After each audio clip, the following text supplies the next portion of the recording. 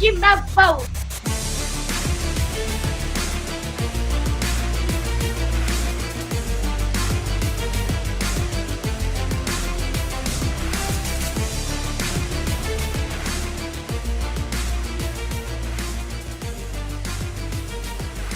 Court is in session with Ryan in Sacktown on If You Don't Like That.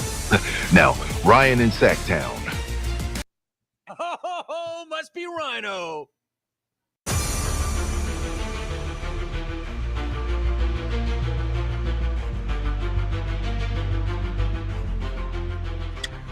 We made it! We made it! It is Friday. Bane, this is your time. This is your chance to put "we made it" in the chat. Sorry, y'all, having some mic issues. Got a new boom recently, and I'm playing around, and before you know it, it's 2 p.m., but that's all right. Let's get to it. Friday edition of the King's Court. Grant's going to be here at 8 o'clock tonight. Make sure you join him for that. We've got a full day of programming for you. We're going to talk some about last night, Thursday night football. What'd you think of that one? That was one of the harder games for me to ever watch with the refs, and it was just nobody could cash in, right? CeeDee Lamb makes a big play. Daniel Jones, Giants right on the brink of things. And then you gamblers, anybody out there that gambles, last night is a prime example of why I don't get in on the action. Your night was ruined. Your night, depending on which side of the spread you were on, because you're looking at this, you're like Brandon Aubrey, right? This guy's going to come in. He hasn't missed from under 50, right? And, 50, under 50. And what happens? He'd already made like a 60-yard field goal. What's he do? He misses a chip shot at the end that affects the entire spread. So that's why I don't get down. But we'll get to all that in a minute. What's up, James? How you doing, brother? Happy to have you here. Slow funneling in crowd on If You Don't Like That. All good. We're going to kick today off with the wrestling segment. Believe it or not, our dude Adam is in Oklahoma City for SmackDown tonight. So we're going to get to that. We got some thoughts on the A's last game in Oakland. What'd you think about that? Want to get to it as well.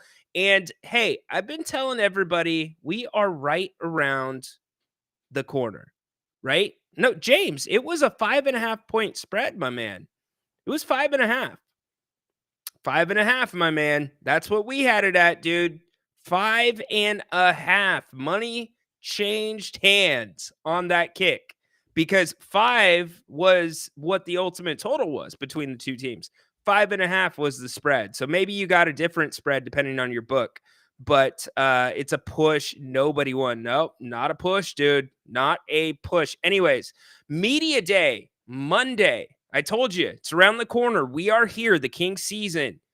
First thing that kicks off, media day. So the players, I know it's not necessarily their favorite thing to do in the world, but for the media, it's your day. You get to be in front of all the guys. You get to ask them questions and do goofy things. There's always different, like last year was a pizza thing, and who knows what it'll be this year. They always play some games, and that's where you'll see all the content throughout the season.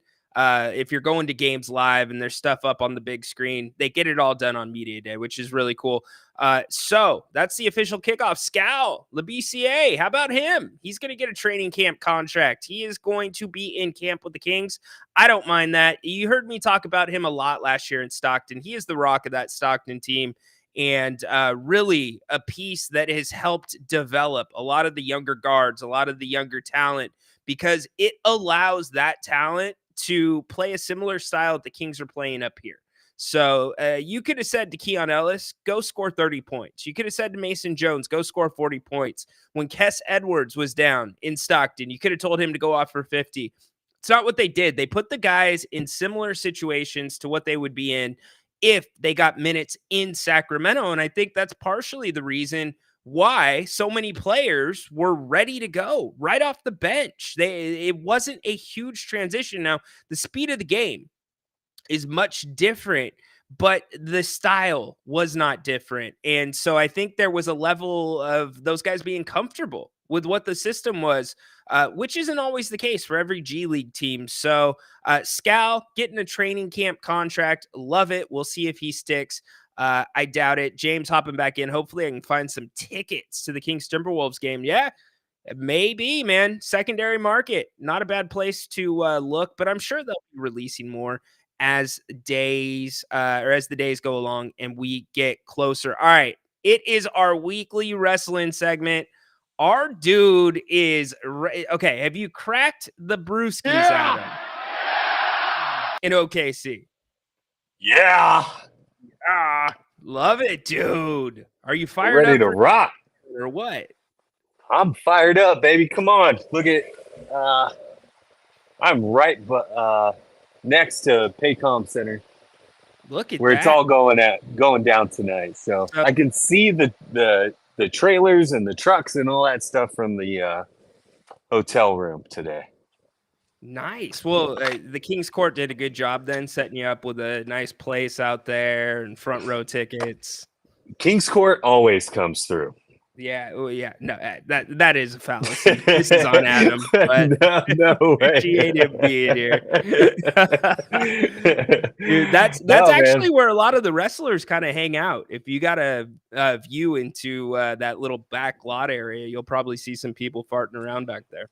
Yeah, there were a lot of people lined up by like the parking entrance to Paycom Arena, and they were just waiting for superstars to pull in and park their cars, and so that was kind of cool to see that going on. I mean, that was at like 2:00 when I got into town, so they're already out there ready to rock and roll tonight, man. Love it, man. So the show is about 3 hours. No, yep. 2 hours and 50 minutes away. So you'll probably be heading into the arena shortly after this, huh? Yep. Once we get wrapped up here, I'm going to go. I have a buddy who lives here in OKC, and he's going to be with me tonight. So as soon as we wrap up here today, we're going to go grab a bite to eat and then head into the arena and get ready to have a good time, man. I love it, dude. I love it. So tonight, as I'm trying to adjust my mic here, tonight we've got Cody Rhodes in the house. I already looked at who's there tonight. You got Cody Rhodes. I didn't see Roman Reigns advertised, which may not be a big deal. Yeah, I didn't see him in there. Gosh dang it. I didn't see Roman on the slate tonight, but that's okay. And then you've got LA Knight. So you kind of have a wide open show. Yeah. Have they announced any matches for tonight? So we've got Michin and Piper Niven are doing a dumpster match tonight. So I'm curious to see how that's going to play out. That just got announced today. We've got Carmelo versus Andrade 20 or whatever number match we're at. I think it's number 6, and Andrade's leading that 3-2. I think Carmelo Hayes wins tonight, and then that makes his case to face LA Knight for the U.S. Championship. Interesting. You know, Carmelo Hayes has been doing some dark matches with Cody. Oh, really? Well, yes. That was his first match, so yeah, that's cool. Very interesting, dude. So go ahead. Oh, sorry. I was just going to say, like the Carmelo and Andrade thing, like, I think maybe we're a little tired of it watching it on air, but I've always said that, like, if you were there to witness one of those matches, you probably wouldn't be tired of it because they've been putting on a great show between the two of them. So I'm excited for that tonight. I do think Carmelo's going to win, and I think that parlays into LA Knight matchup. Yeah, I think it's elevated both guys, to be honest with you. Andrade, he doesn't have personality. He's a great wrestler, but he's going to be, once Charlotte Flair comes back, he'll be a perfect heel. Somehow match those two up because in real life, I believe they're married. Okay. They're definitely a couple. But yeah, it's been good for both of them wrestling wise. You've beat me to it. So we do have Bailey versus Naomi tonight for a number one contender match for Nia Jax's title. And said Charlotte Flair, and I was waiting to bring this up, but since you mentioned it, is tonight the return of Charlotte Flair? No, she's way off. Oh, is Everything that she? I've heard, yeah, Oh, she's way off. well then I'll take Um, my excitement away. I hope that I'm wrong, and I hope that's a swerve. But she hasn't even been doing the training at the performance center yet. So who knows? Maybe, I don't Yeah, know. wild. You could bring her back in a non-wrestling role, certainly, and then Bring work her bring back. her back in a stretcher. Yeah, Something. or as Andrade's I don't know, what do they call it? Escort. Probably shouldn't use the Yeah. word escort these days Yeah, around WWE. maybe not. So there's been this budding controversy about who should main event Bad Blood. Should it be Drew and CM Punk because it's the anniversary of, I believe, the first Hell in a Cell match? Or should it be Cody and Roman teaming up because both of them have ties to Atlanta? It's their first time teaming up. Which way do you go on that? Um, gosh, I mean, it's hard. Okay, if it's gonna be the Hell in the Cell match, I think that probably goes last. I don't know. Um, but a lot of times you do see those cage matches go prior to the main events Yeah. for whatever reason. I don't know if that's a production thing or whatever it is, but so I don't know. I could go either way with it. I think depending on like how extreme of a Hell in a Cell match are we going to have between Drew and CM Punk, I think they both could endure a lot during that match. So maybe that is your headliner, but I think storyline wise, maybe it's more Roman Cody because I think something else is going to come out of the fold from that match. I think for me, I think Roman and Cody lose this Hell in a Cell match, or I'm sorry, this Bad Blood tag team match, and then that sort of sets up the next Roman versus Cody rivalry. There you go. That's going to be tricky how they navigate that one. Yeah, I think Cody will find a way to like screw something up, and then it'll piss off Roman, and now they're enemies again, right? So. Interesting. All right. Where does the return of some of the other, you were all over this, the return of like the old bloodline, do you think that's still in the works? I don't think it's in the works. I think Jay is kind of cementing himself more with the Terror Twins right now. And hey, man, how about our boy Jay? Dude, Yeet. were you surprised that they did that? No, not surprised at all. We talked You about called it it. Yes, you called last it. That's week. right. I think this is a great belt for Jay to hold. And I think you can build off that with Braun. I think it was too soon, but I think it does establish him as a contender in some sort of realm, right? And when you look at Jay, like he was really hot coming out, like leaving the bloodline, and I think that was his opportunity to seize like a world title, a heavyweight title, something like that. But then he started to fade a little bit, and now with him and his love interest with Rhea, I think it has ignited him a little bit more. Hold on. Damn. We've graduated to a love interest. Well, I mean, come on. Like Jay said to Dom like a month or two ago, he's like, if you don't want Rhea, let me know, or whatever he said, I'll holler at Rhea. So I think that sort of storyline might be coming soon, but yeah, it's hard for me to say. I think Jimmy and Paul will come back, hopefully sooner than later. It'd be cool to see Jimmy. So yeah, I don't know if the full bloodline's gonna come back, but here's the weird part for me, like the Sami Zayn, Gunther stuff. You know, could Sami Zayn be a part of that bloodline reunion? I don't know.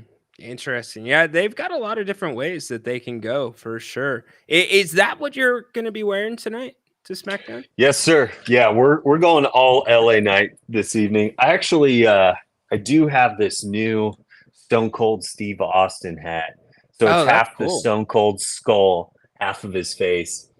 We've got the Austin 316, but the Hold on, best you're part going of full all, screen. I'm going to put you full screen really quick. All right, all go right, ahead. the best part of this hat is Stone Cold slamming a couple Steve Weisers right on the side there. So we'll be repping this one this evening. Nice. I've been holding on to this hat for this moment, and then eventually I'll shelve it, and then I'll bring it back for WrestleMania in Vegas next year. So throw the shades on again really quick. Are you gonna like screenshot this? No, I just want everybody to see because you're going to be all over national TV tonight, bro. You are with your seat. I hope. I You didn't should bring a be. sign tonight. I considered it, but I don't want to carry around a sign the whole damn night. You didn't What's bring a up, Mark? Kingsport sign? What the? I'm just kidding. Dude, I don't know. Maybe I can. I've got a blank white shirt. Maybe I could just No, write you're on good, that. dude. You go do you and have fun. But no, We'll do it. you probably will be on TV if your seats are Yeah. where you think they are. Yeah. Yeah. Shout out to Mark. Mark joined my show earlier this week and was in the chat. So it was the first time I've ever had anyone interact in the chat. So thank you for watching, Mark. I appreciate it. Love it. Tell everybody where they can find your podcast. Hell yeah. You can find me at The Casual Guy Cast on YouTube and on Twitch. I'm also on Twitter at Casual Guy Cast. So I try my best to, post if I'm going to go live. It's usually spur of the moment, but usually anywhere in that Tuesday, Wednesday, Thursday-ish area. I actually did a show last night on DFS fantasy football. If anyone's into that sort of thing, I don't know if you guys can bet lines in California, but we can't do that here in Texas. So, we have to revert to DFS fantasy stuff. So I've been playing that for a couple years, and sometimes I'm pretty good at it. Sometimes I'm not really good at it. But it was a fun show for me. I did a full 45 minutes before I found out that my microphone was all screwed up last night. So I ran back another episode for another 25 minutes, whatever. Dude, these things happen.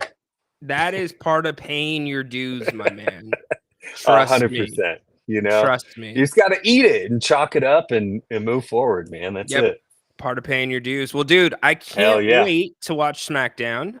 USA Network, 5 o'clock. So have fun. I'm sure we'll be texting. 100%. I'll send you some pics. Yeah, dude, have a great time. Can't wait. Thank you. Yes, you don't have to fight traffic, so stay till the end. Okay? Not at all, man. I'm doing my thing tonight. We're gonna have a little bit of fun. Do me a favor and stay till the end. All right, I can do that. All right, there you go. Cool. All right, my man.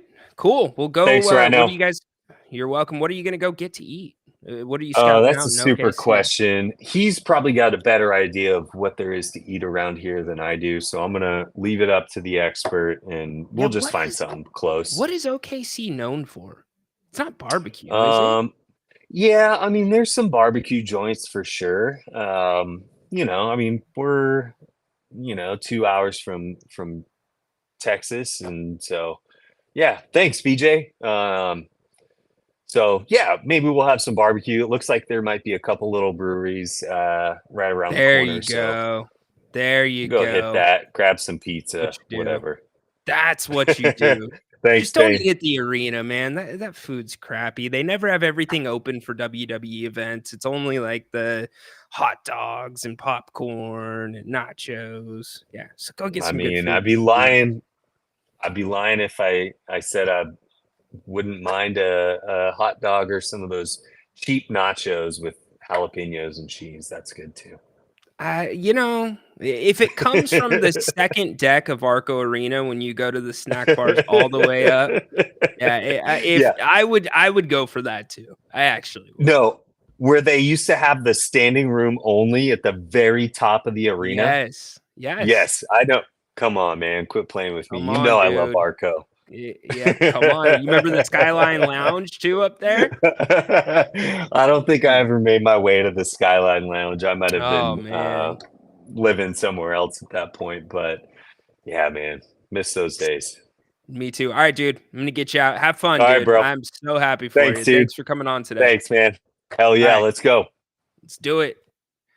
Adam hitting up SmackDown in OKC. Super excited for him. He is sitting front row, hard camera side. So if the cards line up right for him and he has done his math correctly, you know where the stairs are, where the wrestlers enter the ring? He should be right behind the stairs. So tune into the USA Network tonight. You can see Adam. How many times do we think Adam's gonna geek out tonight? If we can get like a full shot of Adam numerous times throughout the night, my guess is he is going to be having a hell of a time, especially when LA Knight's his dude. So that will be cool for him. Media day. Yes, media day for the Kings on Monday. So my question to all of you is, who are you looking forward the most to from hearing from? Like, who do you want to hear from? Is it DeMar DeRozan? Is it De'Aaron Fox? Is it Keegan Murray? Is it Keon Ellis? Who do you want to hear from at media day? Is it Kevin Huerter? Kevin Huerter is not completely cleared. Is it Devin Carter? Who do you want to hear from? I know who I want to hear from, but I want to see what your answers are as well. And it's a Royal Rumble Friday, so get up in here. We will open it up at the end of the show for anybody that wants to come on. BJ, what's up, man? How you doing? Happy to have you today on a Friday. Adam getting some love for his channel. Love it. BJ, Arco Arena standing room only. That's my jam. It was honestly, if I wasn't sitting down low near the court, I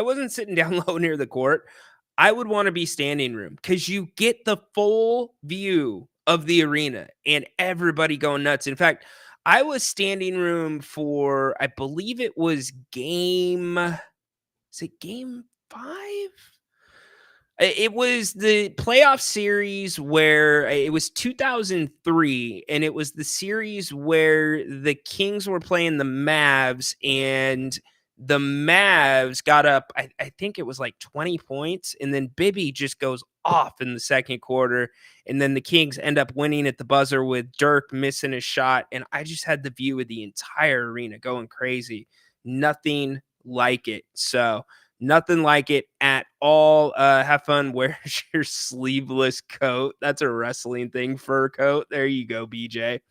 Well done. Chili Dog wants to hear from DeMar. Okay. Bane wants to hear from Devin. All right.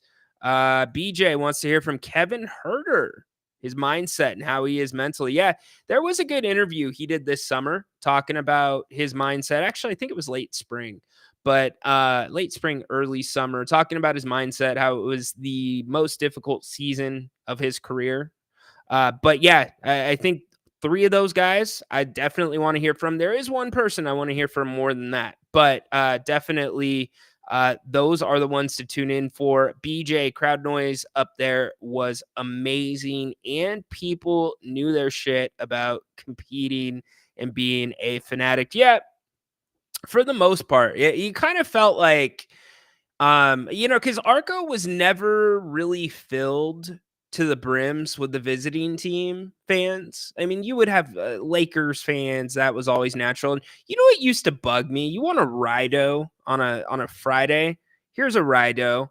What the hell are you doing wearing a Timberwolves jersey at a Kings Lakers game? Like, I've never understood fans that wear jerseys of the teams that aren't playing in that game. That just doesn't make sense to me. And there's always a few of those knuckleheads. And you might say, well, Rhino, like, isn't like a Jordan jersey, a Kobe jersey, LeBron jersey universal? I'll take that consideration under advisement. But I just never got that. But yeah, up there in the stands, BJ, it felt like you were with family at Arco. It truly did. I loved being up there indeed. Trouble is in the house. Haunted Horse, you want to hear from me more than those guys? Wow, I am honored, Ryan. No, not you, my man. Not you. I get plenty of you, my friend, and I'm sure we're going to get some Haunted Horse here in a few minutes.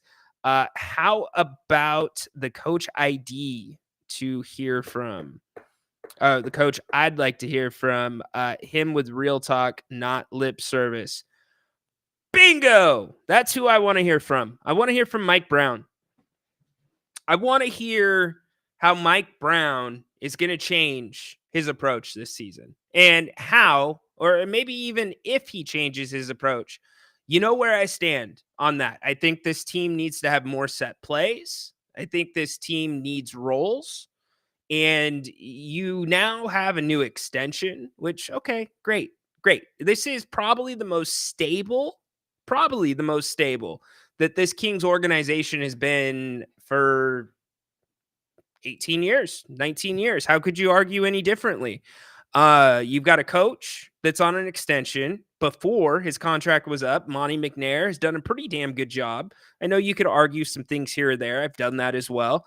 But overall, this is the best place this franchise has been, and now you have DeMar DeRozan coming in.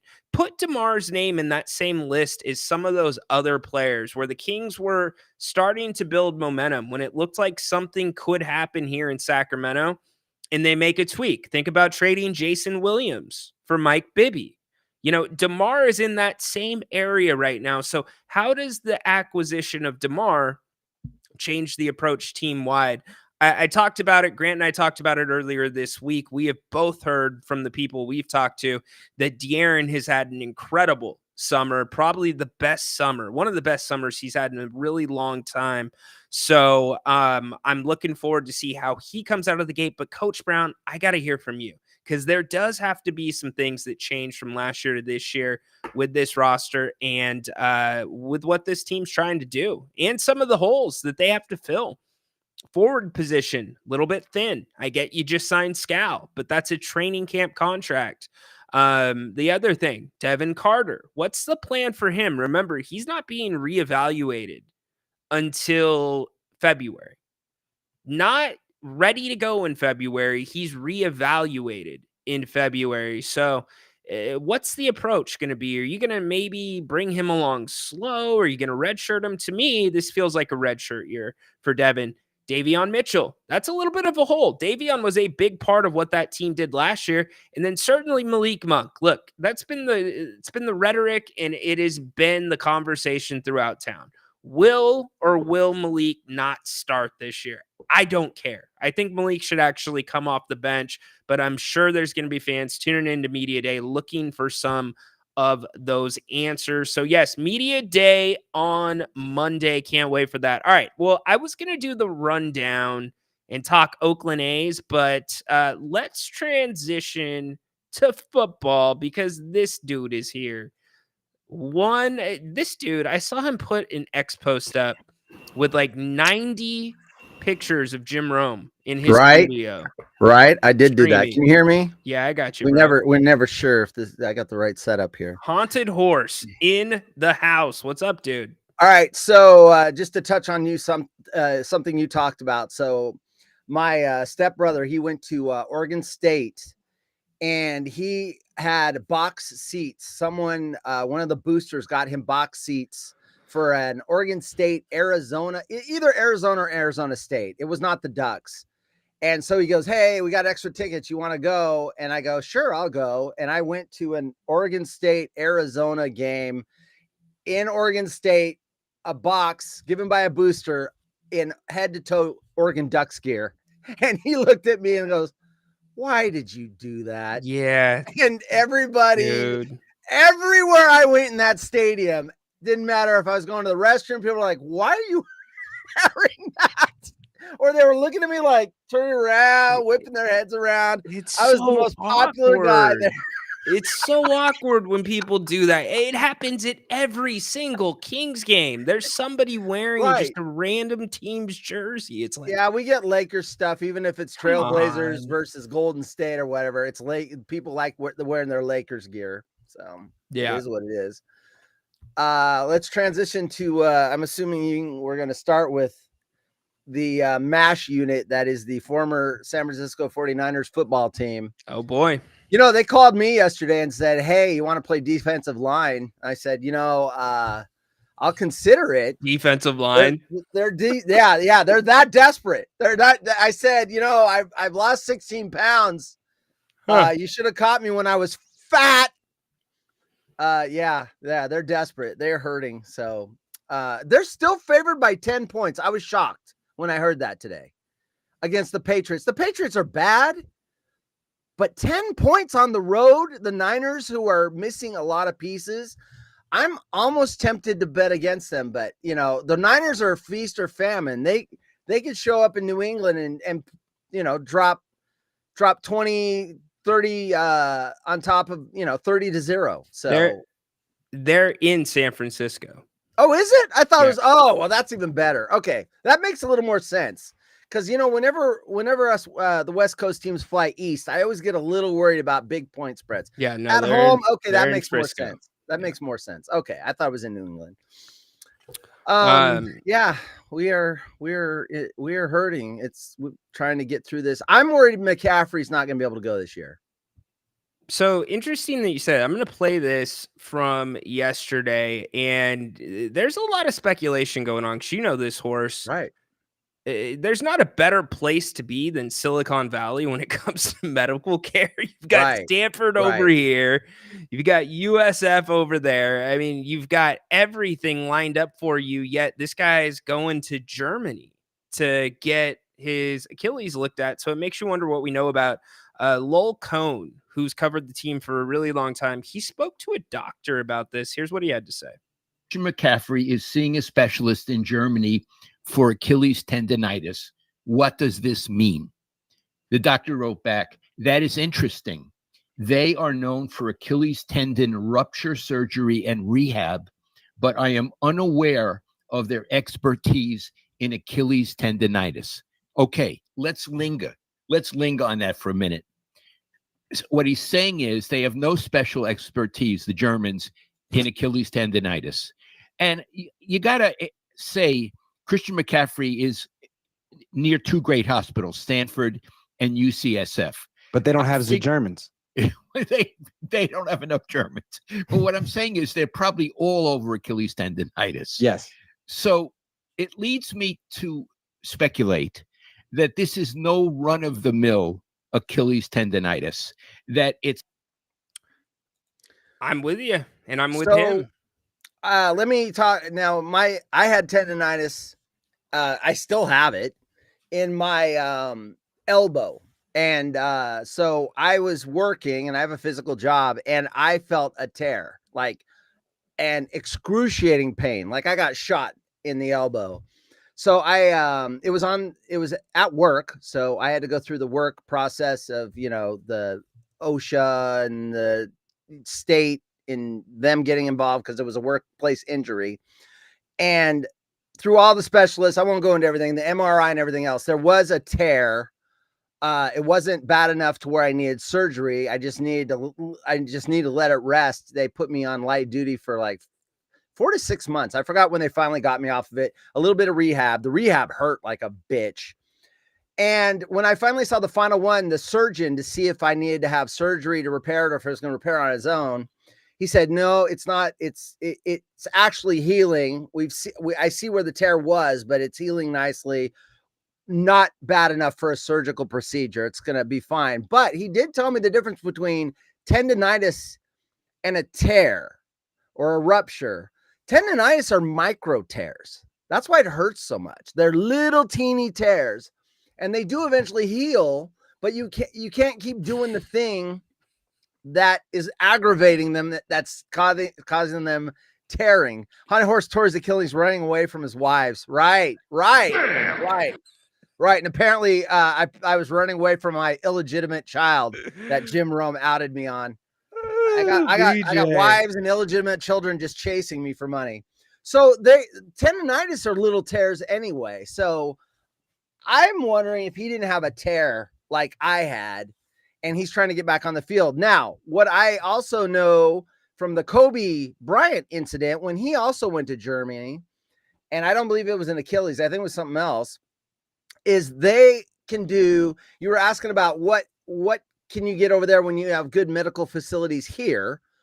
They have treatments that are not I'm sure you've covered that, like stem cells and everything else that we are not authorized to do here. So you go over there, you get around the FDA, which hasn't approved that stuff yet, and that's lots of athletes go over there for the stem cell regeneration and everything else. So I am worried he's not going to be on the football field this year. Yeah, and me without too. McCaffrey, and considering what we gave up for him, our window is slamming shut because he's a jack of all trades, and he's really good. When you say jack of all trades, master of none, he's a jack of all trades, master of all of them. He can catch the ball out of the backfield and run it down your throat. He can run it up the middle. He can sweep. He can do everything, the best in the NFL. So I get Mason, all these quality backs, they're not him. So I think we're in trouble. Meaning the 49ers, because I'm a fan. Thanks, LCAP, for cleaning that up. Thank you. Yeah. Here's my question. Christian McCaffrey just signed an extension. Right? And this timeline on him being in training camp and then him having a calf issue, it's now turned into an Achilles. There's no concrete timeline of a day where it happened in practice. It seems like it was something that was lingering and bothering him. Did they not do a physical before they signed him to that big extension? You know what I would say is this.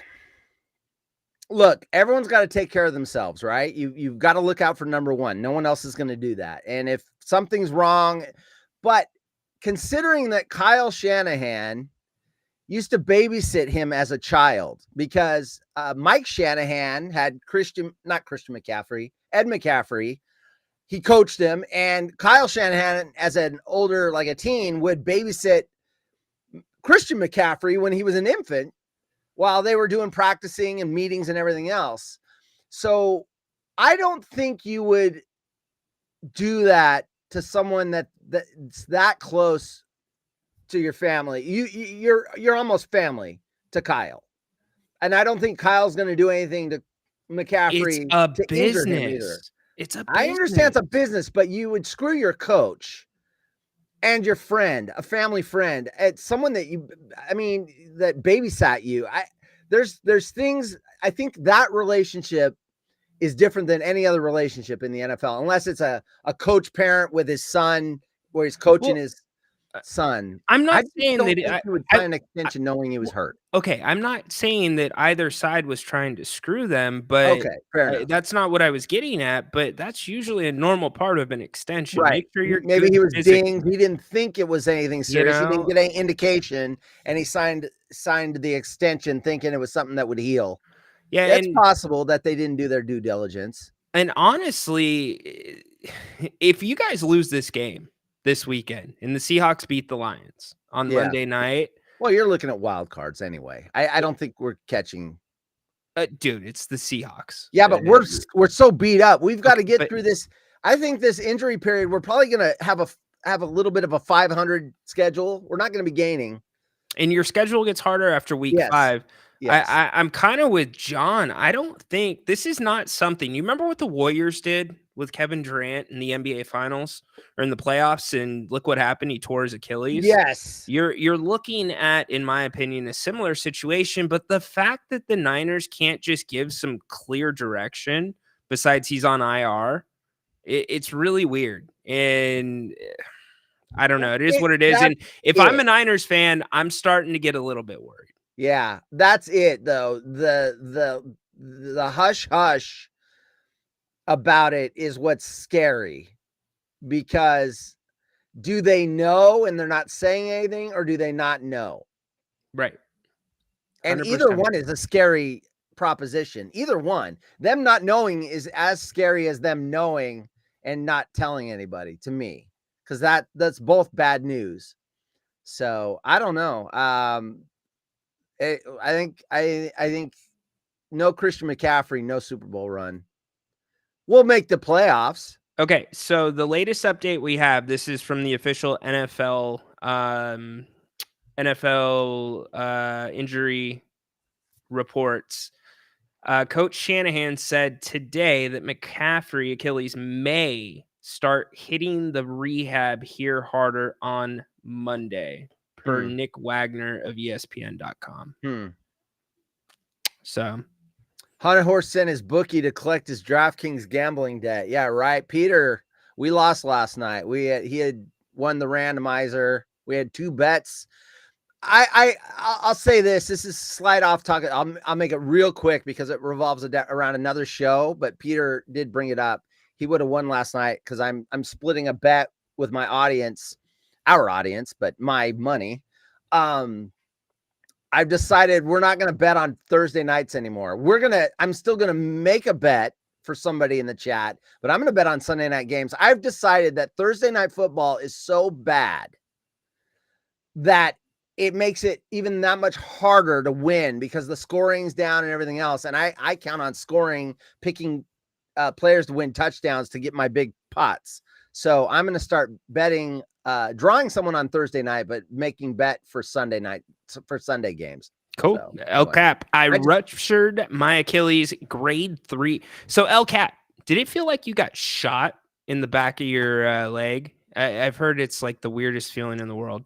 Needed surgery. Kobe had a grade 3, grade 1 Achilles rupture, doesn't need surgery, but a lot of rest. CMC can rest, but he's still at risk for a rupture. So that's the thing. Like, if that's where we're at, just start the surgery. Do it. Be done. I'm wondering if a grade 1, if it could turn into what Durant had. I'm assuming Durant had a 1 or a 2, right? And then it turned into a 3 when he was playing. And you see that injury, I saw it on Rodgers where the calf doubles in size because that whole tendon, all that muscle goes right up into that calf and it turns into a ball because it's left the back of the heel. I'm wondering if you have a grade 1 and it doesn't require surgery but rest, I'm wondering if they could go in there and do something minor to strengthen it. Rehab for Achilles is rest. Yeah. I mean, and that's what my tendon in my elbow was the same thing. They took me off of anything that was going to put more than 5 pounds of pressure on it for 4 to 6 months, which was great for work because I couldn't do anything. Crazy. What's up, Baki? What's up, dude? Happy to have you here. Good to hear What's you. up? Good to see Holy you. moly. We may have a controversy, by the way. My boy Bane pointed this out. This Blue Chaos character. And by the way, if you are listening or watching Blue Chaos, identify yourself. I need to hear from you. I thought you were talking about a wrestling guy from the Adam segment. You're talking about a chatter? I'm talking about the leader of the pick pool right now that we're doing. Oh, got it. Okay. So like, this Blue Chaos is that some new wrestling guy? It's actually, you know what? You're not too far off. But Blue Chaos, they don't have a registered email address, so you can't contact them. It's really weird. And I'm starting to think it's like fake. But now I'm thinking, how could it be fake, right? Can you sign up for that league without having an email? Well, you could theoretically, like with if you're an Apple user, you can sign up for different apps or whatever and hide your email. They'll create because Apple's all about we protect your privacy. I mean, we know everything about you, but we just don't sell it. We just snoop on you ourselves, basically. So Hunter Horse still thinking he can't lift more than 5 pounds, right? Felt like somebody kicked my leg. Yeah. Oh, I'm telling you, once the doctor cleared me, they definitely said, okay, go back to, you're done. Get your ass back to work. Yeah. So what do you got going tonight? Other than wait, can I say I didn't hear your show today because I got my workout in late. I don't have any competition at 5, do I? No, you do Okay. not. I have a show, Haunted Horse show. Hey, what's up, everyone? I'm big. Haunted Horse show at 5 p.m. Pacific, the weekend kickoff. Come in. It's a bar. It's like a Hawaii bar theme. Come in, order your drink. I've got weird news stories. Of course, it's me, so you never know what I'm gonna say. And yeah, from 5 to 6, we're gonna get the weekend started. Yeah, I'm seeing myself on 2 screens going, ah. That's weird. That is weird. weird. All right, dude. It's like looking at Jim Rome on 9 screens. Me on 2 screens is scary enough. That is a little scary. All right, man. Thanks what are for you doing checking in. tonight? Did you tell everyone yet? What are you doing this weekend? I don't know. We're going up to the mountains. You know how you do Apple Hill down there? We've got similar thing. We call it the Fruit Loop. It's a whole it's 26 miles around Mount Hood, and it's all these like fruit stands and wineries and everything else. So we're gonna go do that tomorrow. Sick. Have fun. It's supposed to be 75 degrees and sunny. Beautiful fall day. So that's what I'll be doing tomorrow with the wife. Love it, dude. We'll have fun. Right. You deserve it. Enjoy it. See you later, everyone. Have a good weekend. All right, buddy. Have a good show tonight. Go check him out later today. If you would like, Grant's going to be back too at 8 o'clock tonight. You want to check him out. Open forum. We got plenty of stuff still to get to, but the calls are rolling in. So we're going to keep rolling them. Let's bring Alex into the conversation. What's up, Alex? What's going on right now? How you doing? Good. How you doing, buddy? Good. I'm in the break room right now just because nobody's usually here Fridays. I'm one of the only ones that are here Fridays, so I got the whole break room to myself. Nice. I love it. What do you do for a living? So I'm a clinical therapist in the daytime. Oh, wow. And and then in the evenings I teach some collegiate courses too. Sweet. You got a full plate. I do, but I have Mondays off because we're on a 4-10 schedule, and almost everybody else chose Fridays. So no one's here Fridays usually.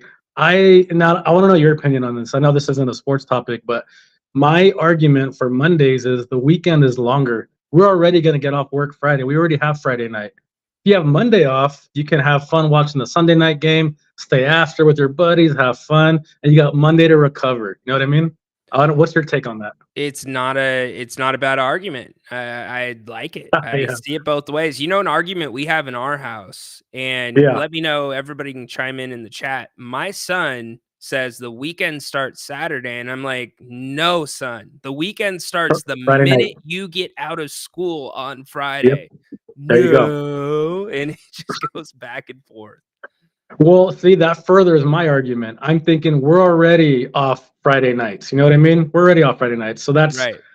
I see that your way. And then Monday's just, to me, the caveat. It's the extra cherry on top, the recovery day, the errand day, go run errands. You know what I mean? So anyway, way off topic, but, just wanted to kind of get your chime in on that.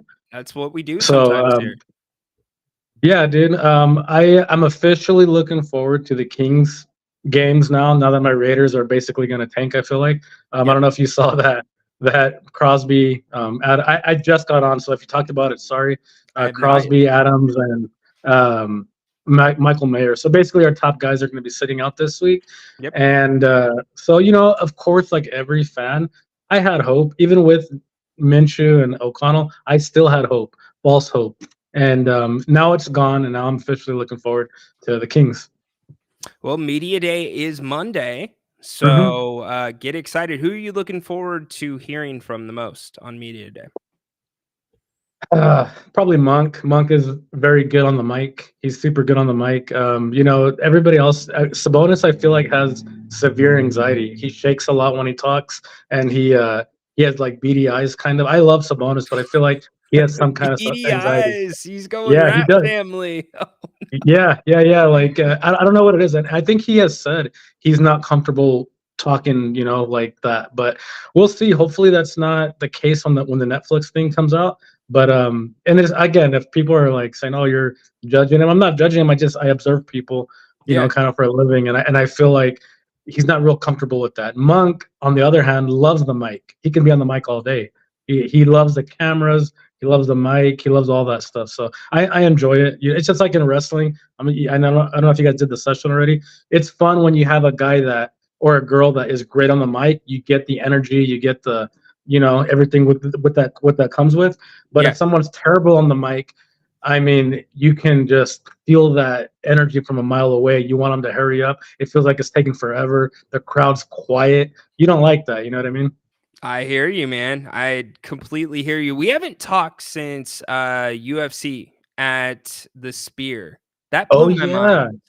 yeah. What did you think of that, man? I thought it was incredible. I thought the first 3 fights were like some of the best fights I had ever seen, and Mhm. then card kind of fell off from there, but it was amazing. Absolutely amazing. What was your take? It was a beautiful experience for sure. You know what I mean? That's something that we obviously have never seen. Now, as far as the back half of the card, I will agree, especially a casual audience. Even my dad, my dad always watches fights with me too. He hates the ground game. He's an old school boxer himself, so he loves stand up. You know what I mean? Mhm. So when fights go the distance and they're on the ground, he doesn't know what's going on. He gets restless and he's like, "Oh man, I hate this." And I can see that from a casual perspective, but even as someone that's really intricately involved in MMA, it's a tough look because right now, and I know you're not super into it, the Dagestanians are taking over the sport. You had the Habib's earlier who took over, and then even his brother is taking over in other organizations. Now you have the guy who just beat O'Malley. He grounded him, didn't really beat him up per se, but he Yeah. did dominate the fight, and that's not eye pleasing to the casual fan because we like seeing knockouts, we like seeing somebody get choked out. You know what I mean? The real things that get the Sports Center highlights. So that's You know not happening with. Go ahead. you know what I found really interesting, especially Mhm. I think it was either the first 2 fight I think it was the first 2 fights. Yeah. There were times that the referee normally would have stepped in and stopped the fights, and Yeah. they didn't, and it was crazy because both fights went the length, and there were Mhm. times in both of them where you thought, like, "This dude's out of it. It's done. There's no way he's coming back," and they ended up being incredible bouts. So I like that aspect of it, of letting the fight go, but you're never going to make everybody happy because you have people that Sure. will always say you're going to cause long term, concussion syndromes. You're going to cause just everything in the book. You know what I mean? With all the new studies coming out and all that, with concussions and all that. So you'll never make everyone happy, but at the end of the day, and this isn't me being insensitive, they signed up for this. They want to fight. You know what I mean? They want Yeah. to be in that. So it's a very slippery slope, and there it is kind of a gray area type thing because you don't want to see anybody die in there, but you and me and everybody else that like fighting, we're tuning in to see a fight. We're not watching, ballerinas. We're not watching, dancing. We're watching grueling, barbaric fighting. So it's tough to say, oh, we should have stopped it early when at the end of the day, we're watching a fight. You know what I mean? So it's an interesting topic that can go on for days, but I hear you. I hear exactly what you're saying. Well, it just changed my perspective, right? Yeah. Because so many times you see the refs step in and you're like, okay, nothing would have happened. He would have never came back. But then you see 2 Mhm. fights where you're thinking, oh, they should have stepped in, and both guys end up coming back. And it was incredible. Yeah, and there's a lot of fights even back in the day, even when Brock Lesnar, I'll say something that you know for sure, when he had his reign, he almost lost to Shane Carwin because the referee didn't stop it. And that one could have been stopped for sure. Carwin was beating his ass. He was beating the shit out of him. That was Herb And Dean, right? I want to say it was. I don't remember Yeah. 100%. But he let it go, and then Shane Carwin gassed out, and we know the rest. The second round starts. Shane Carwin is blown up. He is beat red. I mean, blown up. Lactic acid all over his body. And then you see Brock Lesnar do a basic middle school single leg, take him down, do another basic middle school transition to an arm triangle, and that was it. After getting completely dominated. So in that aspect, it was fun because Lesnar beat him, and a lot of times I think that would have been stopped if anybody that wants to rewatch that fight. Interesting. Very interesting, dude. Well, awesome, man. Thanks for joining the show today. I appreciate you. Yeah, dude. Of course, I need to get back to work. I'm eating a second lunch. Like I said, Fridays are a little bit whatever I kind of want to do since no one's in here, and really around the office. But yeah, dude, I haven't called in a long time. I'm pretty stacked, pretty busy. So it's nice to hear from you. I'm glad the show's going good. Hope your Seahawks keep doing good. They're actually in first place, which is insane. I would have Crazy. never guessed that. Yeah, But dude, we kind of predicted the Niners not being this end all be all team. We even with them signing Ayuk and everybody, it just I don't know why they're inevitable. There's no failure yet. There's still a lot of season, but it's interesting to see the things that they're going through right now. You know what I mean? Well, yeah, it's a great point because this is just a continuation of the preseason. This is the exact same momentum that Mhm. started in training camp and it's rolled into the season.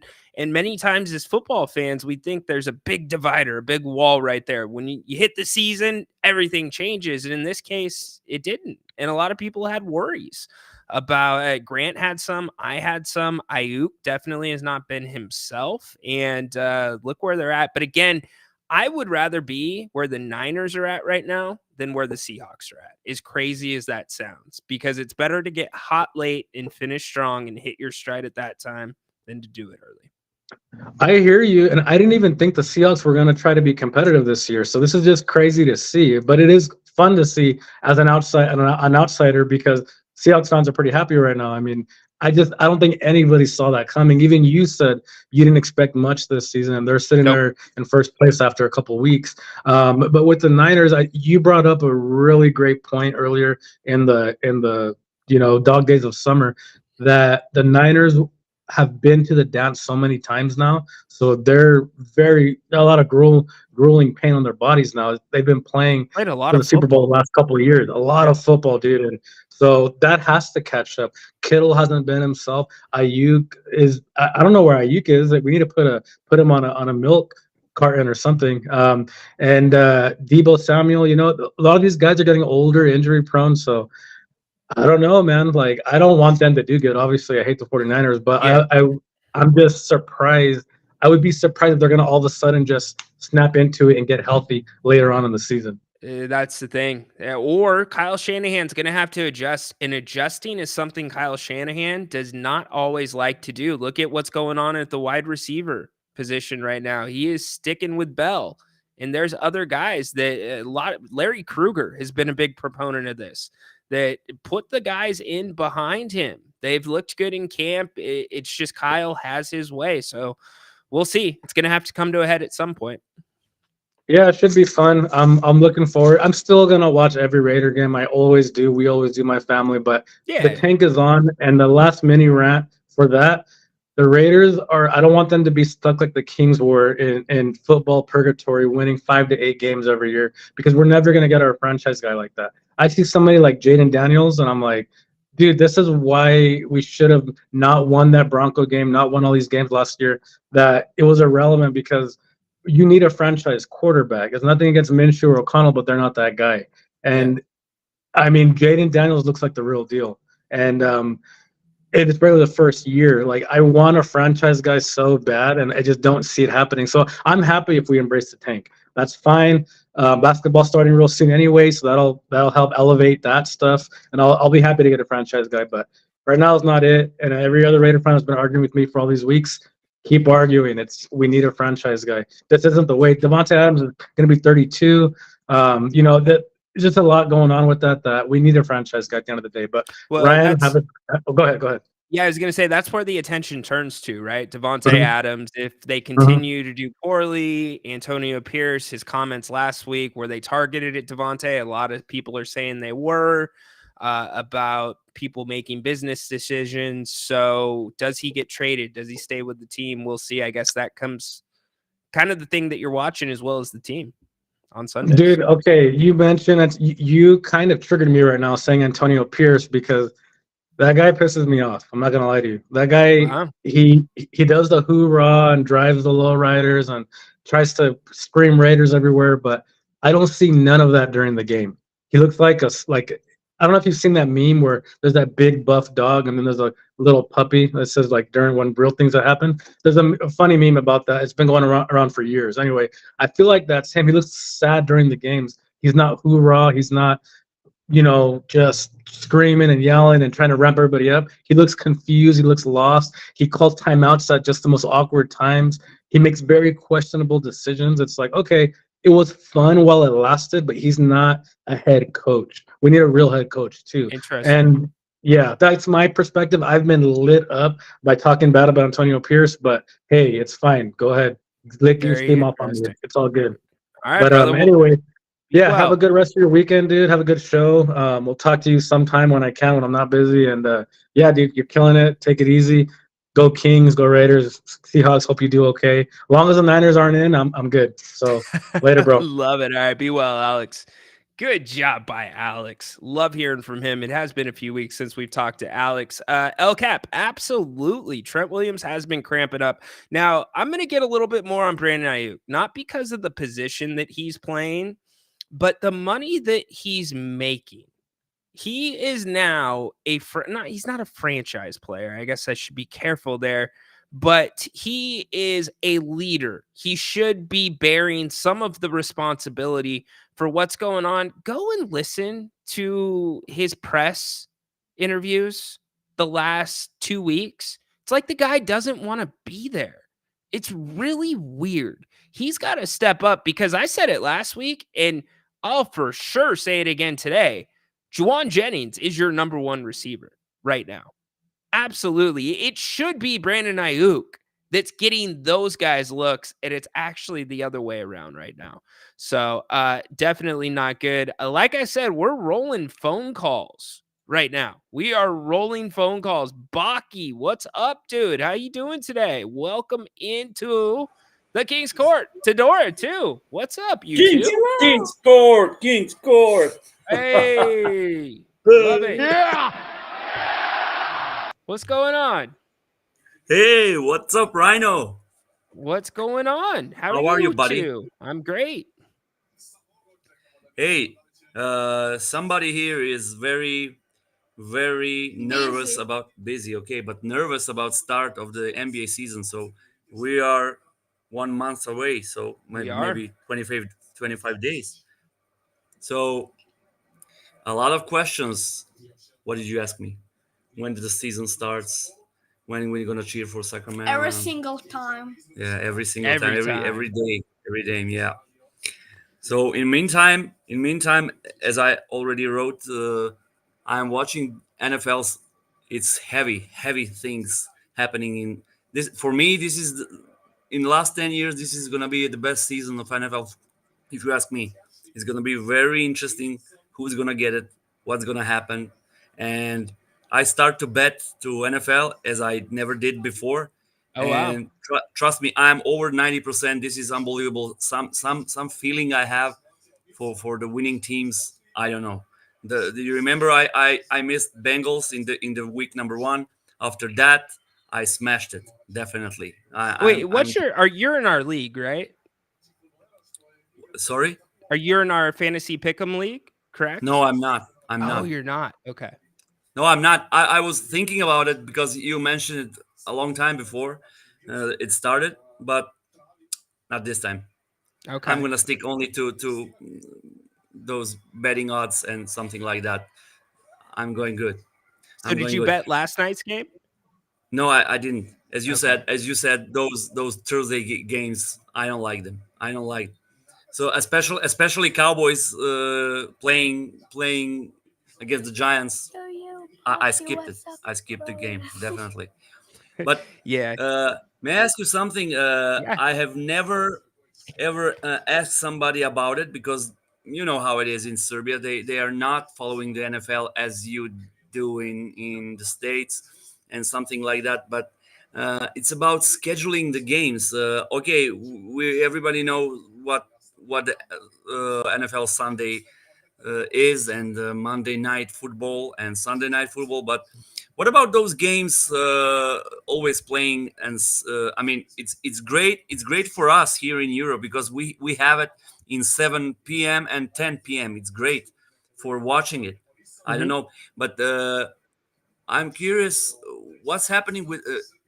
Did NFL ever thinking about moving something to Saturday maybe, or is it always be the Sunday games because you have 7 or 8 games in average in Yeah. 7 p.m. Okay, not 7 p.m., but it's U.S. time is I don't know if it's the East and then it's 1 p.m.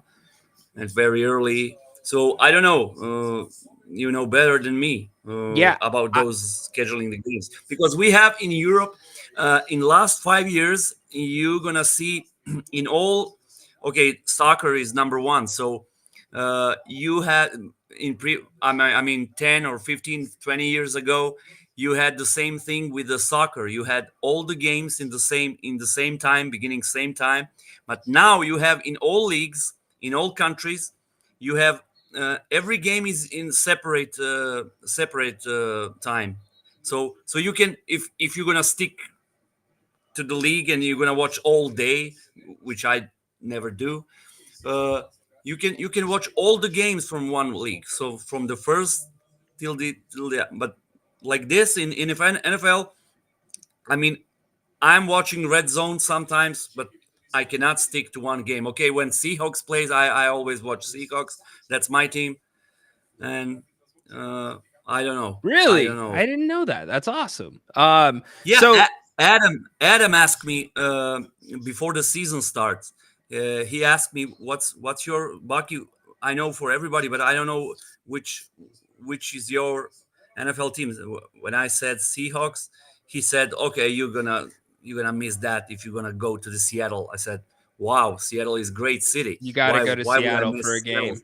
You got to Yeah, go to so Seattle for a game. So, to answer your question, besides church, Sundays are for the NFL. The NFL has made during the fall and winter, Sundays are NFL days. So, I don't see that changing whatsoever. You've got college football, as people are saying, on Saturdays. Also, the schedule completely revolves around the media rights deal. That's why you're seeing multiple weeks with double headers on Mondays. You've got a doubleheader for Monday Night Football this week as well. Seahawks are a part of that. So as the are you season there? goes on, Oh, Baki, Oh no, no. Why now? wait. Why now? Never, Why never, now? never, never. Rhino, you as there? the yeah, I'm here. As the season goes on, what happens is they'll play because in the playoffs you'll have some Saturday playoff games and Sunday Yeah, I know. playoff games in the Yep. NFL. They'll start scheduling Saturday games at the end of the regular season. So that's when you'll see some Saturdays here and there, but it'll always be Sunday, Monday predominantly. Yeah, but you have maybe okay 8 plus 4 or maybe 8 plus 5, so 12 or 13 games in Sunday. So Baki, I they thought own maybe Sunday. They own yeah, Sunday. Nobody goes against the NFL on Sundays. yeah, but for me it's a lot of games, maybe two I hear games you. I going to hear you. Saturday. Yeah, no, I Yeah. got you. I Or understand. if you're not gonna move the Sunday for the NFL, which is okay with me, I am always for the tradition and something like that. Maybe you can move it to another scheduling time like this. You have all the games into starting times. I don't know. Maybe you The can you can switch one or two more, so you can well, watch more games like here's that. the big thing too. Physical or football is such a physical sport that it matters if teams get an extra day off or a little bit longer rest. And so having everybody predominantly play on Sunday, it keeps a level playing field for the most part. And then you have the Thursday games where those teams get some extra days, but then they play on a short week. And yeah, and there's other people. Haunted Horse says it right here. He knows. He said he was watching the Red Zone channel, but there's some people that love having just wall-to-wall football where you can jump around games. So it's preference. I get it though. Like if you wanted to get the most out of the product, yes, you would probably want to schedule all the games at different times. I was just to jump in when the Haunted Horse was there, but I missed him. like this. So big hello to horse. All right. Of course. And a hello from Tador too. Well, you two have a great weekend. I appreciate both of you. Yes. You too, Rhino. Have a All great right. weekend and say hi to. Oh, Baki, since you're Nick. killing it on the picks really quick, what's your game this week that you are most confident against or Okay. about? What's your upset? Give it to us really Okay, quick. I'm gonna tell you. I think Jets will get it. It's gonna be easy one for me. And if you ask me, the game I would definitely watch and bet is Texans because I think they's gonna score this time. You're going Texans, huh? Yeah, Texans. I'm All going right. Texans. I like it. All right, there it is. All right, Tadora, you can't leave without giving us a holy moly. Okay. Holy moly, Jimbaboli. Boom. Love it. All right. You two have a great one. Thank you guys. Thanks. Bye. You're Bye, bye. welcome. The phones are killing it today. We're rolling phone calls. Corn Dog, what's up, dude? I heard the magic word, college football. There it is. The magic word. Run it down. That is one of those that I was all the way across the globe actually in China, and I had to teleport all the way back here just to come on. Okay, before we talk college football, I was watching you with Grant earlier this week. So I was actually, for those that don't know my setup, I've got a big monitor, a curved one here that you guys can't see. I have my streaming computer here. I have my Mac here. I have my mixer here and another monitor there. So I'm always here for shows. But I was sitting on my couch watching Grant, and you're going full screen now because I got questions, dude. I'm looking at your room setup, my man. You've got the old school TV behind you. Yep. What's that for? Oh man, that's what I hook all my classic consoles to. Okay, so that's your classic consoles. All right. And I'm looking at your bed. You've got the bed frame. Is that where your feet go, I would assume? Because you got the flat screen. Uh-huh. Yeah. Okay. I'm laying this way, yeah. Okay. All right. I was trying to make my room's sense. a little messy right now. My car was in the shop, so I took the stuff that was in my car out. You took your. Hopefully, it's not too expensive of a repair, buddy. Oh no, the other insurance is paying for it. Oh, you got in an accident. No. Oh yeah, some dude rear-ended me. It came back today, but hey, it's $3,000 I didn't have to pay for. Dude. Plus the rental that I didn't have to pay for. So Peter says, I thought the magic word was women's volleyball. That's a good one. Bingo. Too. That's a pretty good. Bingo. Speaking of which, Stanford's women's volleyball team is pretty dominant right now. Are they? Yeah. Okay. They're always one of the top with women's volleyball. And again, they're traveling the most. They've done really good with their out of conference games. Beat a really good Kentucky team, beat a really good Texas team who knows a two-time defending champion. So they're heading in the ACC conference playing. And the ACC hasn't produced a champion, at least since I've been watching it, or I can recall out of the last couple champions. So, Stanford's women's volleyball is the big dog already in their conference. Where are we at in the women's volleyball season right now? It started about the same time as college football. Okay. Give or take. Interesting. Yeah. All right. So their tournaments in like late December, January. Yeah. It pretty much coincides with college football. So there's some questions going on in the chat. Were you sleeping when you got hit? No sleeping and driving. I was at a red light, man. I'm just chilling and I'm like, what the? Did you get hit hard? No. No, just a little love tap. Yeah, but I felt bad for the dude too, but because he was an elderly guy and he was so nervous. Like he was barely holding his phone to take a picture of my insurance and stuff. Dude. Yeah, I felt bad for him, but I had the same thing happen. It might be different with my car now, but the car I was driving back then, an elderly lady. I was in anybody that lives in Elk Grove. I was in the Target parking lot off of Laguna, and they have these parking spots that run basically straight up to the store. So you're parking like with your bumper pulling up to the store in some places. And traffic was stopped because people were crossing at the crosswalk. And she just starts backing out from one of those spots. And I'm in the aisle just waiting. I'm like, there's nowhere I can go. And I'm laying on my horn. I'm like, please don't hit me. Please don't hit me. She doesn't hear it. She hits me. But the reason I bring it up is I didn't end up like getting her information because, and I don't know if I did the right thing or wrong thing. When it's somebody elderly, you hope that they have family around helping them. You don't know if that's going to trigger like, hey, dad, hey, mom, you can't drive anymore. Like, Yeah. I feel bad. So, but if it's not safe to be driving, you shouldn't be driving. I don't know. Yeah, I know. You kind of have to play devil's advocate.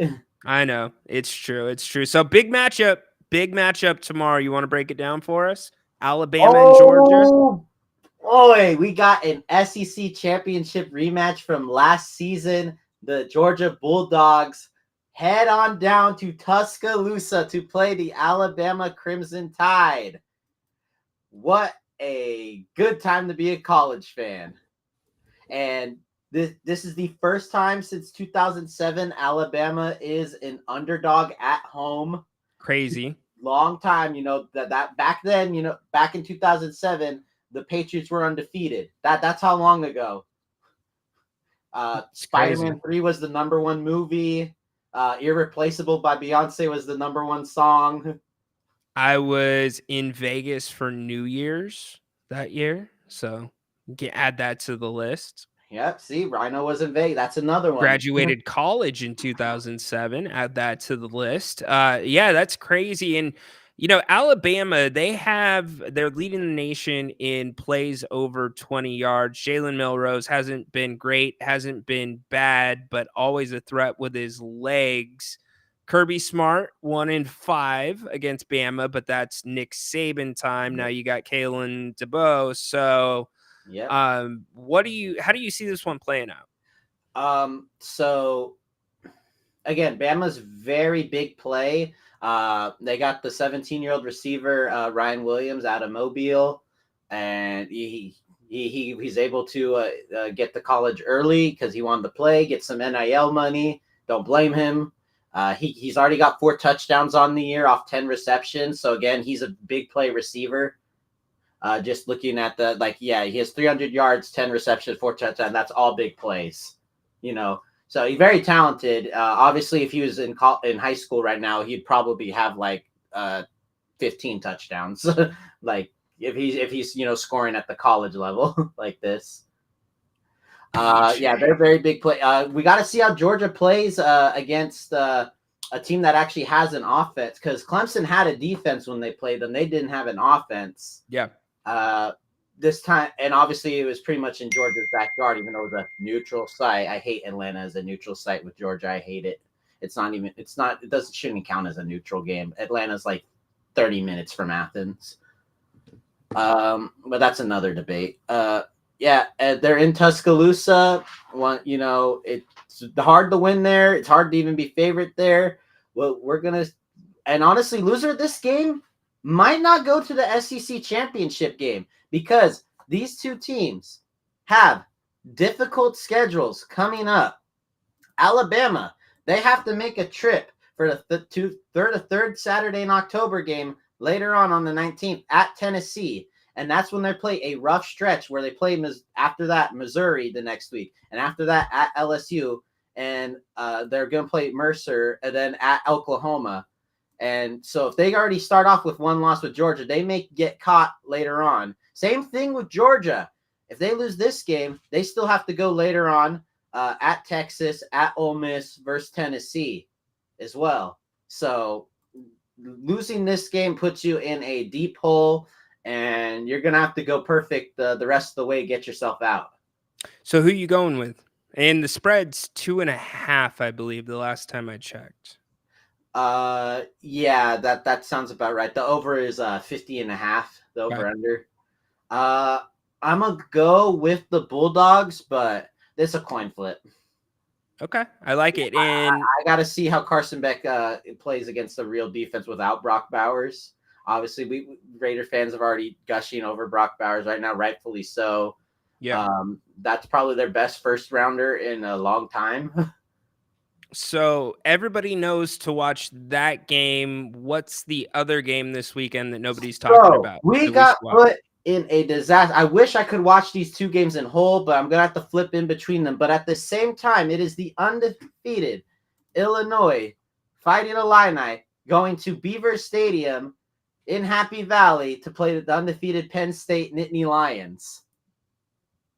That's in Illinois, just knocked off Nebraska in overtime. Yep. In all the in way Lincoln. in Cornhusker territory. Yep. Yeah, this Illini team should not be slept on. I think they're a sneaky team, and Penn State at home, night game as well. That's going to be a great environment as well. I wish these games were not going on at the same time. I really, really wish they weren't, but they are. Why does this happen to me? Are they different networks, or is it okay? Yeah, right. One ABC has the Georgia Alabama, ABC ESPN Plus because they just got the SEC, and then Illinois Penn State. That's going to be NBC. NBC. For sure. Yeah. This is why I missed the SEC on CBS. Dude, it was the best. 12:30 starts every week. Yes, except, I hear you. Exactly. And then I could have watched both these games. I hear you. I hear you, my man. All right, who are you going in that one, or who are you going with? That I'm gonna roll Penn State. They're home, Happy Valley. You know, they got great fans. Franklin, he's proven to beat pretty much every team that isn't named Ohio State and Michigan. Yeah. So we'll see if that holds true. I most likely will.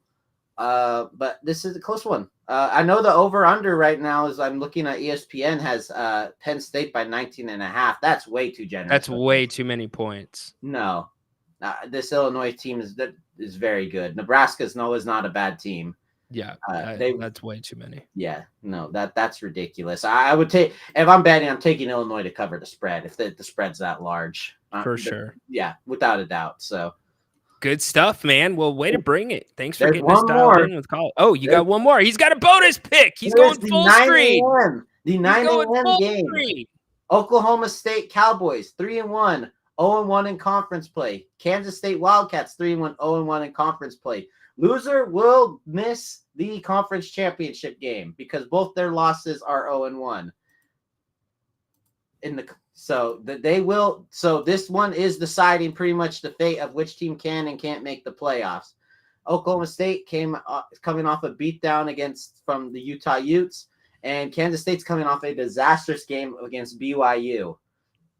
Okay, season's on the line at this point. So who you going with? But you know what? I'm rolling K-State. K-State lost. K-State. Okay. K-State lost, even though they had more time in possession. BYU almost scored. They had as many points as they had plays almost. Is it in Stillwater or is it in Kansas? It is in the beautiful Schneider Stadium at Kansas State. Kansas State. All right. My buddy JJ is going to be all over that one. Oh, yeah. That's a good one. Kansas State's a very underrated program. And really quick, another guy, the running back has redshirted off of UNLV. We talked about that earlier this week. USC lost a D lineman. He is going to be redshirting. He was a 5-star recruit.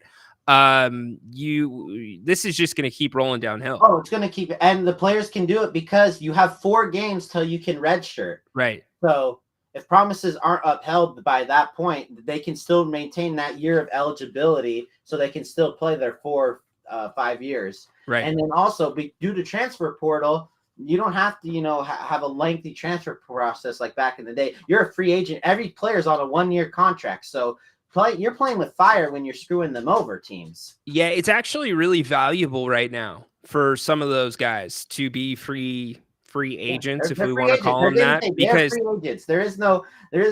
They are free agents. I don't disagree with you, because now they can get, I know technically you can't negotiate until the transfer portal time, but they're negotiating, but you're going to get a full spring with whichever team you're transferring to. You can get there probably for the winter semester if you want to. So definitely a little bit of leverage on their side. Dude, way to bring it on the college football. We'll talk Monday. Monday. Oh man, I cannot wait for that one. Yep. And you got King's Media Day Monday. King's Media We're Day. getting going. I cannot wait. Let's go. Let's go. Love it, dude. All right. That is Corn Dog bringing the energy. I agree with you, BJ. Zach, going to get you in 1 second. You know where else has the energy? You know what I'm talking about?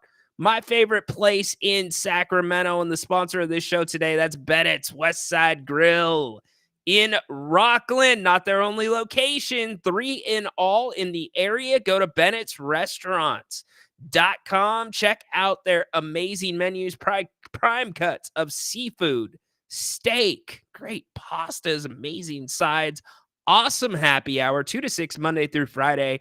There's sips and taste, 60 different wines by the glass, and it is prime brunch in football season right now.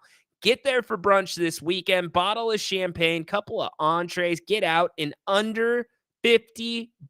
Again, go to Bennett'sRestaurants.com. You can make reservations. You can check out the specials and buy gift cards, all that at Bennett'sRestaurants.com. Huge thanks to Brian and the team at Bennett's for sponsoring the show today. We're going to keep rolling calls. Alex, welcome in today. Alex, you there?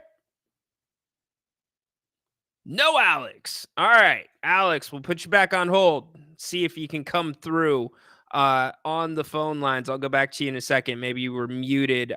Good job by Corn. I agree. Corn Dog did a great job there. Really good by him. So we have not even hit the top stuff today. So I do want to go through a few things because I had segments planned and thoughts. Certainly yesterday, Oakland A's final game at the Coliseum, an emotional sign-off on NBC Sports. Some of the media personalities that have covered that team for 16 plus years. The fans sell out the Coliseum. The A's come through. They give you a win, a one-run win in the 9th inning. Here's what the last out sounded like. Here's the 1-2. Jankowski to Schumann. And the ground ball will end things. A 3-2 win for the Oakland Athletics. And the fans stuck around for a really long time. Now, I got some crap on the X platform, and I'm going to explain myself here, and I don't feel bad for what I said. In fact, I doubled down on what I said. I tweeted out, "Really, A's fan?" And that wasn't directed at you guys losing your team. That wasn't directed at anything else but the knuckleheads that were throwing stuff on the field in between pitches in the 9th inning. And no, yeah, Philly fans, they've been known to throw a dog or two on the field, batteries at Santa. They were throwing smoke bombs on the field in Oakland. What are we doing, A's fan? Come on. They had to stop the game multiple times in the 9th inning. Not that it took away from the moment, but I think it's really important for us as Kings fans, and I realize many of you are also Oakland A's fans and have experiences, memories at the Coliseum, whether it be the A's, whether it be the Raiders. Look, professional sports is gone now in Oakland and likely never coming back. Why would they? It doesn't look like the city of Oakland is going to be doing anything proactively to attract another sports franchise. They've let 3 walk away, but that doesn't take away from the sadness and the emotion of losing a team. Kings fans, let me take you back. It wasn't that long ago. Jerry, all I can say to you is thank you. Well, thank you. We'll try to make it off the air. Well, I'll tell you, Let me catch my breath here. There's a lot of uncertainty, as we all know. But the one thing that we do know is the love affair between this team and this city. And tonight, we say so long. The music from Sacramento's legendary rock band, Tesla, and iconic memories from the Sacramento Kings. Folks, this is Love Song. Was not that long ago. So here's to you, Oakland A's fan. Congratulations on most of you handling it very classy. I thought the team was very classy. Kotze, the manager, very classy at the end. And the final A's chant. This amazing stadium, the A's got the coverage. And I ask you for one more time to start the greatest cheer in baseball. Let's go!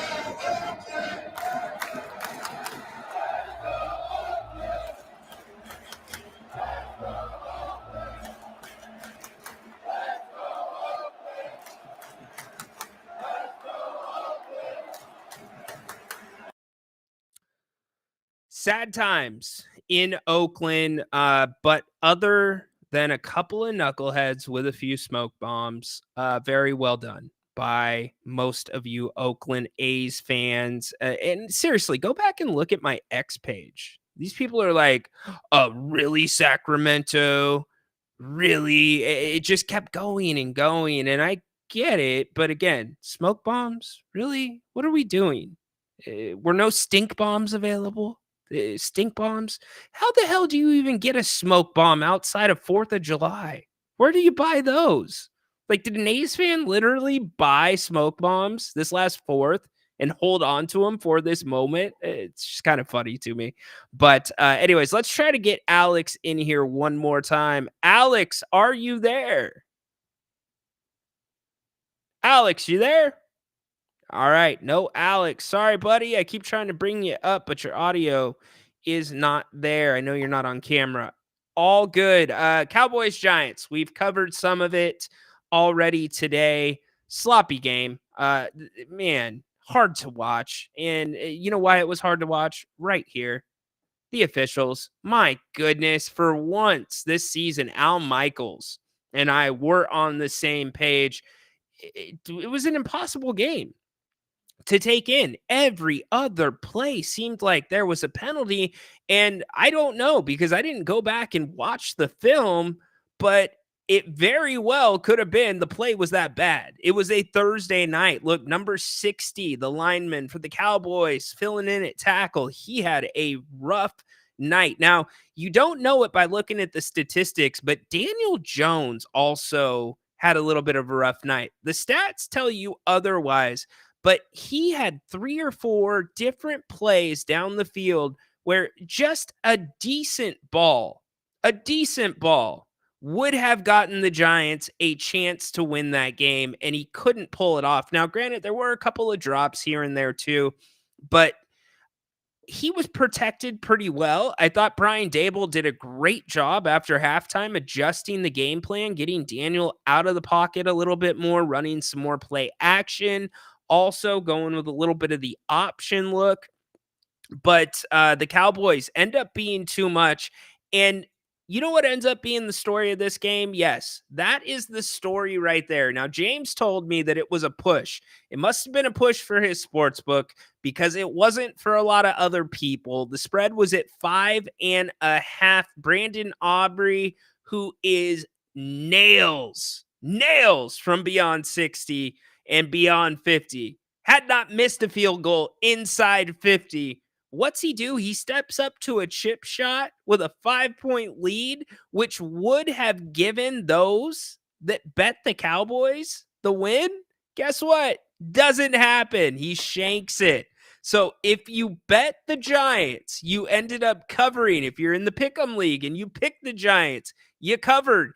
Here's the thing that I want to say, and I think I put it out on social media. This is a prime example of why I do not gamble. My night would have been ruined last night watching that, unless I would have won.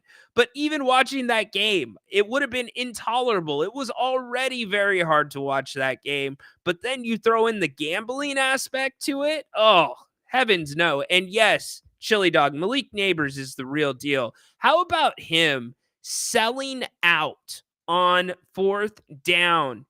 Had he not dropped that ball and knocked himself out, the Giants probably win that football game. But the skill that it took for him to get that toe touch and extend with his feet in the ground and even have a chance at that football was incredible. Certainly the aftermath of that, a little scary. You could tell he was knocked out. But you go back and watch that replay, by the way, it doesn't look that bad. It doesn't look like he hits his head that hard. That tells you how much force, speed, power those guys play with. So he is in concussion protocol. The Giants end up losing the game in what was a very, very hard game to watch, in my opinion. Now we get to this weekend, right? And a lot of focus on the 49ers. A lot of focus, Horse and I talked about that a little bit, on New England coming into San Francisco. Not a very good passing team. In fact, a terrible passing team. But San Francisco banged up across the board. As I said earlier, you got Christian McCaffrey, IR. I'm looking at the injury list, and you got Trent Williams questionable. You've got Hufunga questionable, Samuel questionable, Robinson out, Elliott questionable. The list goes on and on and on. But I am turning my attention elsewhere. There's 2 games that I want to see this weekend. The first we've talked about a little bit, the Detroit Lions and my Seattle Seahawks. The Seahawks 3-0. Who would have thought McDonald would have been 3-0 as a head coach? I sure as hell didn't. And I didn't think he was going to get a lot out of the offense, but he has found a way to make Malik Neighbors, because I'm looking at Chili Dog's comment, DK Metcalf, look that much better this year. He's utilizing him as Pete Carroll should have in his first couple years in the league. Detroit bouncing back last week, getting a win against Arizona in Arizona. That is 9-0 for Detroit after a loss. That tells you something about the way that team is coached. That tells you something about that team and how they are on the rise and what that locker room is made up of. So this Monday night is going to be a huge game for the NFC, and it's going to be a huge game for the Seahawks, regardless of what happens with the 49ers. But if the Niners end up losing that game and the Seahawks get a 4-game lead this early in the division, holy crap. I don't know what the odds were on the Seahawks at the start of the year to win the NFC West. Probably not great because of the Niners, but it is early. I'm not saying the Seahawks are here to stay by any question of the imagination or any thought of the imagination, but this is a big game on Monday night. Now, the second game that I am really looking forward to, 2 teams that one expected to probably be pretty good this year, but nobody expected them to do anything without Jordan Love. How about the Green Bay Packers? 2-1 on the season. And Malik, their backup quarterback, Malik Willis, has played very good football. He's given them a different aspect. Jordan Love has been close to coming back. Hell, the Packers played a great opening game in Philadelphia. That came down to the wire. The Packers are playing the Vikings, the other team that nobody thought would be here. Sam Darnold getting that second chance and taking advantage of it, much like the quarterback in Seattle, Geno Smith. So I'm looking to see who's the real deal here. Is Jordan Love going to be able to give it a go in this game? He is still questionable. But are the Vikings for real? Through 3 weeks, they sure as hell look like it. But this is a huge divisional game between the Vikings and the Packers. The Vikings and the Packers. Who you guys got in some of these games? Let me know. Oh, excuse me. I'm looking a week ahead. I'm sorry. I was looking a week ahead. They don't play this week, but I am still looking forward to both their games. My bad. Excuse that take. We did cover this really quickly. The Vincent Kennedy McMahon docuseries on Netflix. Go check it out if you have not checked it out. Sorry about that. I was a week ahead. I got a week ahead of myself for that game. But still, Minnesota playing the Texans, that's a huge game. And then also the Packers, can they stay on track? That is also a huge game. I'm looking at both of those games that those teams are playing in to see what that division is going to do with Jordan Love, either in or out of the offense. Chili Dog saying the Lions got it. All right. Yeah, Geno the Bambino. How about that? How about Geno Smith? Now, I feel like luck is about to hit midnight. That glass slipper is going to break anytime. A lot of people thought that Geno this year would be his last in Seattle, but who knows? He has played very good football. And going back really quick to both the Packers and the Vikings, the Bears in that division. Yes, I can see the future. I guess so. Yeah, there you go. There you go. That's how hyped up I was about that game. You know what happened? Our friends were talking about that game, and that got me really going. But yes, agreed. I agree. Greater than Jimmy G. Yes, indeed. Let's see. But what I was going to say about that division, Chicago seems to be pretty much out of it. Chicago, look, Caleb Williams, he's making the right decisions. He's just not making the throws. That will come in time. But as you look at the NFL through 3 weeks, how could you not make an argument that Sam Darnold isn't the MVP of the NFL, or at least in consideration? Way too early to have that conversation, but certainly comeback player of the year. Absolutely comeback player of the year so far. So I'm paying attention to those 4 teams this weekend. The Packers have the Titans, wait, what am I doing? What is screwing me up here? Look, you are getting real-time Rhino. You know what? Okay. Rhino did not set up his screens correctly, because I think I am right. Am I right? Yes, I am right. It is okay. Why did I backtrack on that? Okay. So up here, I've got week 3 results. Up here, I've got week 4. So my take is right. Vikings and Packers. Watch the damn game. Oh my gosh. What am I doing? Yeah. Thank you, Chili Dog. Exactly. As soon as I saw the Green Bay and Tennessee thing, I'm like, no, they just played. What the frick? All right. It's a Friday. That's what happens when we roll phone calls. I get loose and I make mistakes. That's okay. Live television. Haunted Horse is laughing in his studio somewhere. So yes, go watch the 2 games that I talked about. Who you got in those? Big games this weekend, and hell, it's been a fun week here on the King's Court. I appreciate all of you. Usually we do the Royal Rumble. We are already at a 2-hour and 45-minute show. So we've taken a ton of calls. So I am going to wrap it up. We will be back on Monday here on the King's Court. Make sure you don't miss that. Jerry Reynolds Tuesday this week. Can't wait for that. But before any of that, come back tonight. Grant and you, open forum. Would love to have you guys join Grant. He'll be here at 8 o'clock tonight taking your questions and talking probably some more about the A's, breaking down college football, certainly breaking down the NFL as well. So I appreciate all of you. Thank you for all the damn calls today. You guys are the greatest.